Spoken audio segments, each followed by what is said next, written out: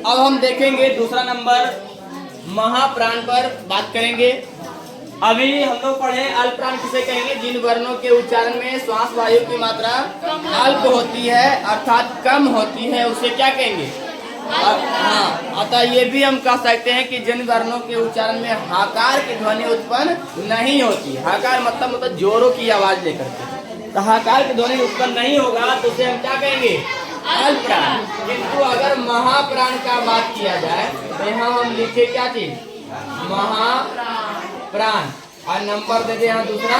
देखिए इसमें क्या हो जाएगा कि जिन वर्णों के उच्चारण में श्वास वायु की मात्रा कम क्या हो जाएगा, अधिक होती है, उसे क्या कहेंगे, महाप्राण कहेंगे। यही तो था, महाप्राण कहते हैं जिन वर्णों के उच्चारण में श्वास वायु की मात्रा अधिक होती है। श्वास वायु को ही हम प्राण वायु कहते हैं, प्राण वायु की मात्रा अधिक होती है, उसे हम क्या कहेंगे, महाप्राण कहेंगे। महाप्राण में इसे हम दूसरे तरह से कह सकते हैं कि जिन वर्णों के उच्चारण में हाकार की ध्वनि उत्पन्न होती है उसे क्या कहेंगे, महाप्राण। इसके अंतर्गत प्रत्येक वर्ग के पहला नहीं, इस प्रत्येक वर्ग के दूसरा,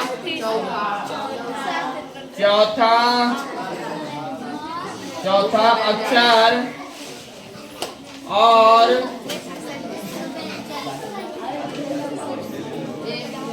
ऊष्म व्यंजन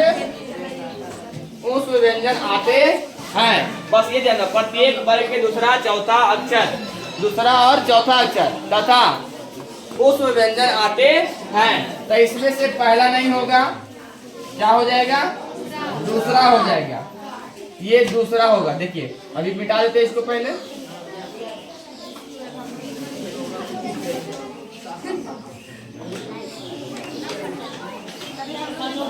ये देखिए इसका हो जाएगा दूसरा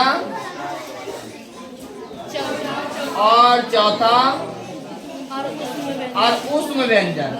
ये हो गया तलबसा, दमसा, दमसा और हा, ये हो गया हमारा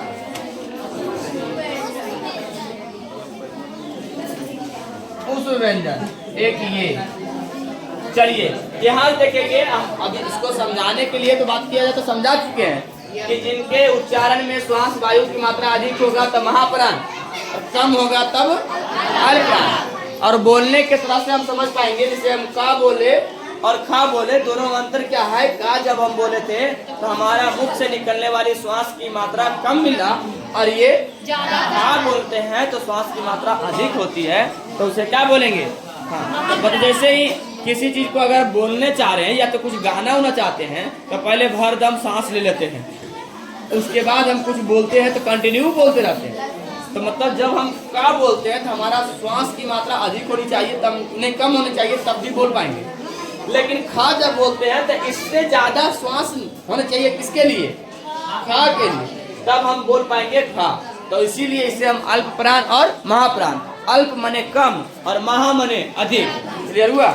अल्प मने कम और महा मने अधिक, तो ये ध्यान देना। तो जिसमें अधिक होता है उसे क्या कहेंगे, महाप्राण, और इसमें अल्प होती है उसे अल्पप्राण। सभी इसे याद करके आएंगे और ठीक से अगर कहीं दिक्कत होगा तो ये पूछ सकते हैं इसमें, अल्पप्राण महाप्राण, या इससे पहले जो पढ़ा चुके हैं वहाँ पढ़ लेंगे। हाँ, तो आप सभी को भी ये वीडियो कैसा लगा, अगर अच्छा लगा तो लाइक करें, सब्सक्राइब करें और बेल आइकन को दबा दें ताकि आने वाला प्रत्येक